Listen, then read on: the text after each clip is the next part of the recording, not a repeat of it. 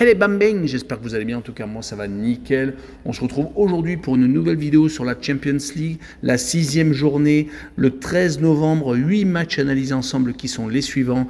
Atlético de Madrid contre Lazio de Rome, Celtic de Glasgow contre le Feyenoord Rotterdam, Leipzig contre les Young Boys de Berne, l'Étoile Rouge de Belgrade contre Manchester City, le FC Porto contre le Shakhtar Donetsk, Anvers contre Barcelone et le groupe qui nous intéresse le plus, Newcastle contre le Milan AC et Dortmund contre le Paris Saint-Germain. N'hésitez pas à venir nous rejoindre sur le site VIP, les réseaux sociaux, tout est à l'écran et en description, la critique positive ou négative. N'hésitez surtout pas, également votre pronostic, le pouce qui va bien pour faire monter la vidéo le plus haut possible et affoler les algorithmes. Et n'hésitez pas également à rejoindre la communauté où on est au-delà des 15 600. Merci encore. On commence par le groupe E avec l'Atlético de Madrid qui reçoit la Lazio, mais on fait un point sur le classement où l'Atlético de Madrid et la Lazio sont déjà qualifiés. Ils ont 4 points d'avance sur le Feyenoord Rotterdam. Donc le duel entre les deux équipes va donner la première place du groupe. Le troisième du groupe est donc l'équipe néerlandaise de Feyenoord avec 6 unités et quatrième, le Celtic de Glasgow est déjà éliminé avec un seul petit point. On commence par la première rencontre de l'Atlético de Madrid contre la Lazio. Les Espagnols sont 3e du classement à déjà 7 points du premier, mais ils ont un match en retard. Ils peuvent donc se rapprocher à 4 points. La Lazio de son côté est 10e et bien engluée au milieu de tableau. Les résultats sont assez moyens. Ils viennent encore de se faire accrocher par le Hellas Vérone. Ils étaient pourtant sur 3 victoires consécutives, toutes compétitions confondues, mais les 3 matchs étaient à la maison. Ils avaient battu le Celtic lors de la dernière journée de Champions League et ils ont réussi à s'imposer en Coupe d'Italie contre le Genoa et en championnat contre Cagliari. Mais dès qu'ils jouent à l'extérieur, c'est beaucoup plus compliqué. Ces derniers temps, ils ont enchaîné 3 défaites et un match nul, toutes compétitions confondues. Donc ce déplacement à l'Atlético de Madrid est assez compliqué. Les Madrilènes, de leur côté, viennent de gagner Almeria 2-1. Ils avaient juste avant malheureusement perdu contre Barcelone 1-0, l'un des sommets de ce championnat. Mais on notera tout de même qu'à domicile, ils ont tendance à être quand même assez exceptionnels, où ils ont fait un 10 sur 10, toutes compétitions confondues. Mon pronostic sera donc une victoire de l'Atlético de Madrid 1-0 et je verrai le moins de 2,5 buts sur le match avec une cote à 1,86. La deuxième rencontre est le Celtic de Glasgow contre le Feyenoord Rotterdam. Beaucoup de déceptions pour les Hollandais qui espéraient sortir de cette poule, mais qui a malheureusement perdu des matchs très importants contre l'Atlético de Madrid à l'aller et au retour. Cela s'est donc joué avec la Lazio où ils se sont inclinés malheureusement 1-0 en déplacement en Italie. Donc il faut maintenant assurer la Ligue Europa. En championnat, ils sont actuellement second, mais ont 10 points de retard sur le PSV Eindhoven, beaucoup trop. Ils avaient d'ailleurs perdu contre le PSV lors d'un sommet le 3 décembre, 2-1 à la maison. Ils se sont rattrapés avec une victoire ce week-end contre Volendam. Mais c'est quand même 3 victoires et 2 défaites sur les 5 derniers matchs, toutes compétitions confondues. Ils vont jouer contre une équipe du Celtic de Glasgow qui est toujours en tête de son championnat, mais qui vient de perdre ce week-end à Kilmarnock, un endroit où ils n'ont pas l'habitude de s'incliner, mais sur les 5 derniers matchs, ils ont tout de même perdu à 2 reprises car ils s'étaient inclinés également à la Lazio lors du dernier match de C1 et ils avaient fait match nul contre Motherwell. Heureusement qu'ils se sont imposés 2 fois contre St Johnstone et Hibernian. Ils ont toujours un petit matelas d'avance, mais c'est en train de se réduire. On notera que lors de cette C1, le Celtic a tout de même réussi à accrocher l'Atlético de Madrid, faisant 2 buts partout à la maison. Donc je les vois accrocher le Feyenoord 1 but partout et je vois le away no bet et le match non remboursé 6 victoires du Feyenoord à l'extérieur avec une cote à 2,01. Et on poursuit avec le groupe G où dans ce groupe, les Anglais de Manchester City sont en tête et sont déjà qualifiés avec 15 points, 5 matchs, 5 victoires, une belle petite balade. Deuxième Leipzig avec 9 points qui est déjà qualifié également pour les 8e de finale. Donc il n'y a plus d'enjeu pour la première ou deuxième place. C'est également le cas pour la 3e qui est déjà dévolue aux Young Boys de Berne qui sont avec 4 points donc en 3e position et vont donc aller en Ligue Europa. Et 4e l'Étoile Rouge de Belgrade avec un petit point qui est déjà éliminé. Cette rencontre entre Allemands et Suisses n'est intéressante que pour les 3 points mis en jeu et rémunérés par l'UEFA, ce qui est très important pour les fonds de chaque club. Leipzig s'était imposé au match aller 3-1, donc part avec une légère longueur d'avance. Ils sont actuellement en championnat d'Allemagne 4e, sont donc pour l'instant qualifiés pour la C1 prochaine. Du côté des Young Boys de Berne, ils sont actuellement en tête avec 4 points d'avance sur le FC Zurich, mais avec un match en plus. Et il reste surtout sur une série très intéressante de 3 victoires et d'un match nul, toutes compétitions confondues, mais toutes les victoires ont été à domicile. À l'extérieur, c'est beaucoup moins fringant. Ils viennent de perdre leurs 2 derniers déplacements. À Manchester City, ce qui était presque logique, mais surtout à Zurich, leur dauphin 3-1. Et ils se sont fait souvent accrocher quand ils étaient hors de leur base, comme à l'Étoile Rouge de Belgrade par contre, comme les défaites à Saint-Gall et le match nul à Lugano en championnat helvète. Du côté de Leipzig, par contre, c'est beaucoup mieux, même s'ils sont 4e du championnat d'Allemagne. Ils viennent de s'imposer 3-2 à Dortmund dans un match au sommet. Ils avaient réussi à s'imposer contre Heidenheim en championnat de Bundesliga, donc juste avant. Donc ils sont plutôt sur une bonne dynamique. Et les 4 dernières équipes qui se sont présentées chez eux ont toutes perdu, prenant quasiment toutes au moins 2 à 3 buts, voire même 6 pour la pauvre équipe de Cologne. Sur cette rencontre, je verrai Leipzig s'imposer 3-1 et je verrai un but d'Openda qui est ultra en forme en ce moment avec une cote à 1,80. Et on passe à la seconde rencontre, l'Étoile Rouge de Belgrade qui reçoit Manchester City. L'Étoile Rouge n'a pris qu'un seul petit point dans cette poule qui a été très compliqué pour eux. Pourtant, ils sont premiers de leur championnat à égalité avec le Partizan de Belgrade. Ils ont 10 points d'avance sur le 3e. Donc cela va se jouer donc avec leur ennemi juré. L'Étoile Rouge, de son côté, sur les 5 derniers matchs, toutes compétitions confondues, a gagné quand même 4 fois. Il n'a perdu qu'une seule rencontre, c'était à l'extérieur aux Young Boys de Berne. Malheureusement, donc, scellant leur avenir en Champions League, voire même en Coupe d'Europe tout court, car ils sont éliminés de toute compétition. On notera qu'ils ne sont pas du tout solides quand ils reçoivent des grosses équipes chez eux, comme ils l'avaient fait contre Tottenham et le Bayern de Munich en 2019. Ils avaient pris 4-0 et 6-0, certes il y a 4 ans, mais Leipzig s'est également présenté ces derniers temps et ils avaient gagné 2-1. Du côté de Manchester City, c'est assez moyen, même s'ils viennent de renouer avec le succès ce week-end à Luton, mais ils ont gagné de justesse 2-1. Ils restaient sur une série assez négative en première ligue de 4 matchs sans victoire, 3 partages de points contre Chelsea, Liverpool et Tottenham, et ils avaient perdu à Aston Villa, ce qui les a fait dégringoler à la 4e place du classement. Mais en C1, ils se sont baladés 5 matchs, 5 victoires. Donc je les vois remporter un 6e succès et s'imposer 2-0 en déplacement avec les 2 équipes qui ne marquent pas et une cote à 1,94. Et on poursuit avec le groupe H, avec le FC Porto contre le Shakhtar Donetsk. Les 2 formations vont lutter pour se qualifier pour les 8e de finale car elles sont à égalité à la 2e et 3e place avec 9 points toutes les deux.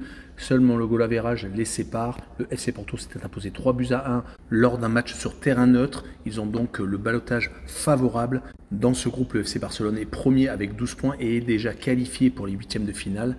Car une seule équipe peut au pire passer devant eux, c'est le Shakhtar Donetsk car ils ont perdu au match retour et ils avaient gagné au match aller sur la même différence de but.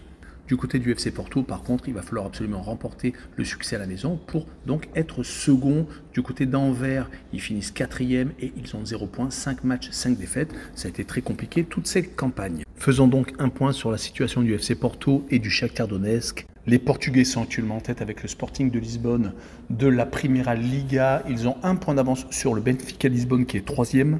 Donc tout est serré sur les 5 derniers résultats, toutes compétitions confondues. Ils ont tout de même perdu à 2 reprises contre le FC Barcelone et dernièrement en Coupe de la Ligue contre Estoril qui les avait déjà battus en championnat début novembre. Donc c'est un peu leur bête noire actuellement.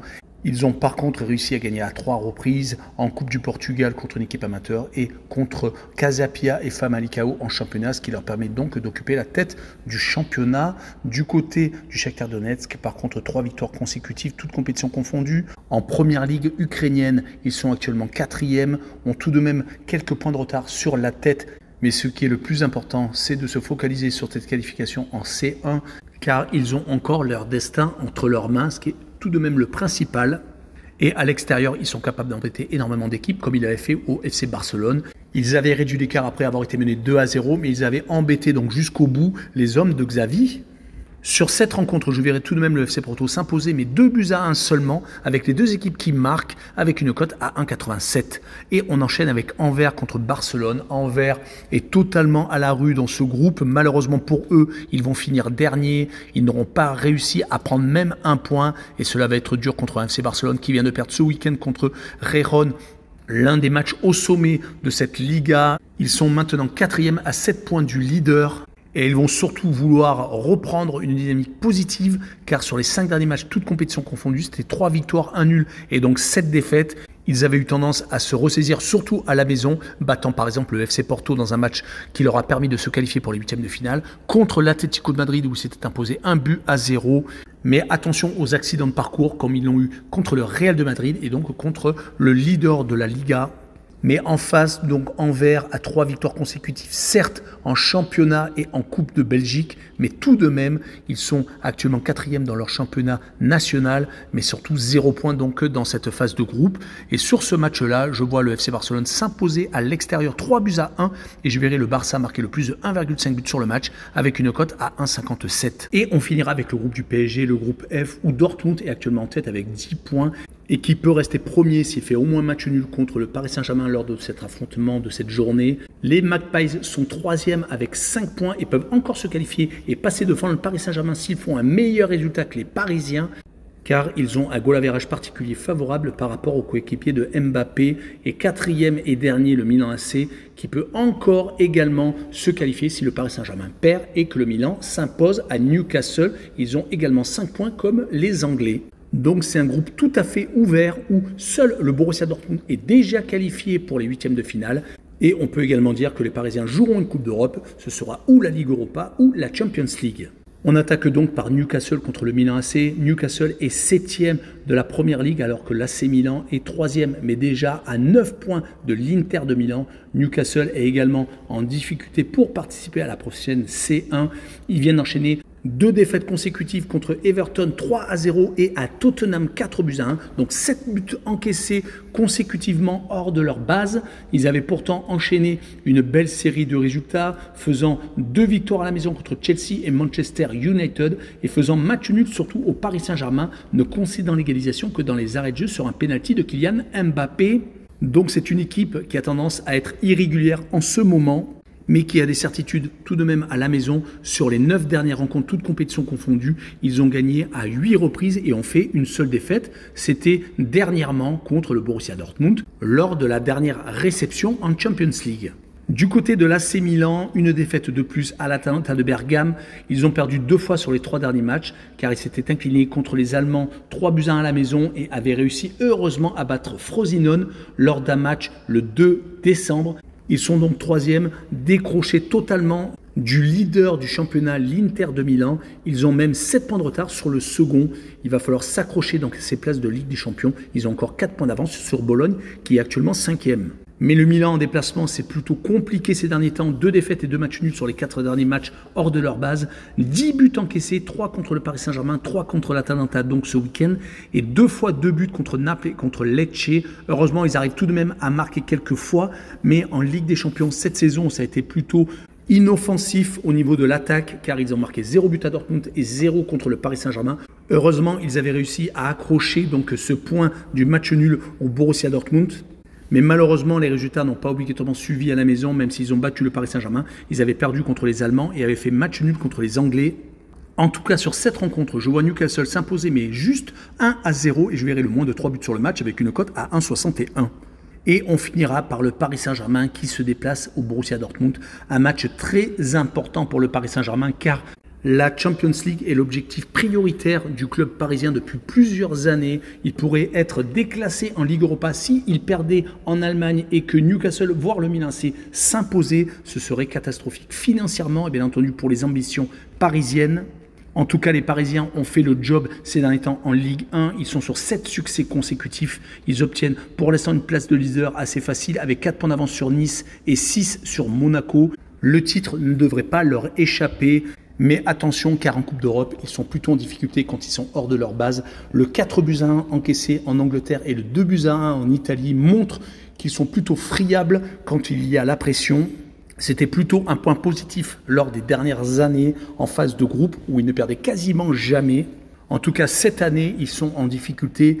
Et surtout, Dortmund veut absolument finir premier pour avoir un tirage au sort abordable en huitième de finale. Ils ne veulent pas perdre cette première place, surtout qu'ils sont en position de force, car ils accueillent cette opposition. Ils avaient en plus perdu 2-0 lors du match aller. Ils sont certes dans une mauvaise passe avec 2 défaites et un match nul sur les 3 dernières rencontres. Ils ont joué d'ailleurs 3 équipes du top 5 allemand. Ils se sont inclinés contre Stuttgart en Coupe d'Allemagne. Ils ont perdu 3-2 ce week-end contre Leipzig et avaient fait 1 but partout contre le Bayer Leverkusen. un des leaders incontestés de la Bundesliga.